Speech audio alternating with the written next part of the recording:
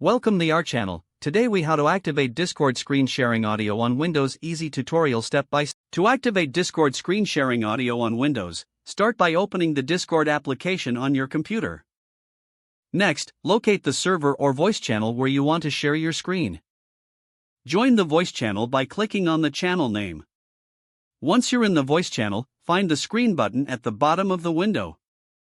When you click on the screen button, a new window will appear showing your available screens and applications. Select the screen or application you want to share. Make sure to check the box that says Share Audio before you start sharing. This option allows your audience to hear the sound from the application you're sharing. After selecting your screen and checking the audio box, click on the Go Live button. Your screen sharing will now begin, and others in the voice channel will be able to see and hear your content. If you encounter any issues, ensure that your audio settings in Discord are configured correctly. Open the user settings by clicking on the gear icon located near your username. In the user settings menu, click on Voice and Video. Scroll down to the Advanced section and check the Use Legacy Audio Subsystem option if you're having audio issues. Finally, restart Discord to apply any changes, and you should be ready to share audio seamlessly. Enjoy sharing your screen with audio on Discord. If the page does not load, refresh the browser or try again in a private or incognito window. Make sure you are using the correct email address, then retype it carefully to avoid small typos.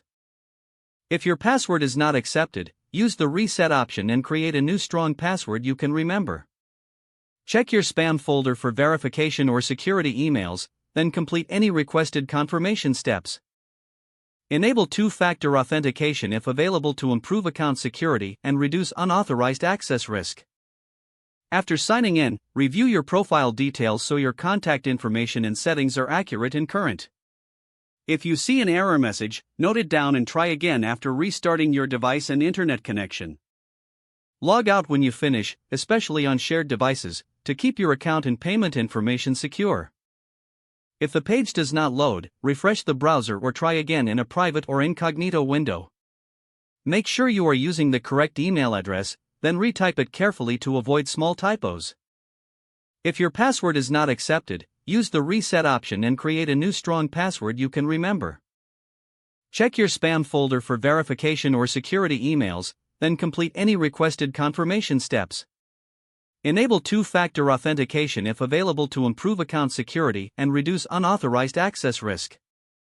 Don't forget to like this video and subscribe to our channel for more step-by-step tech guides.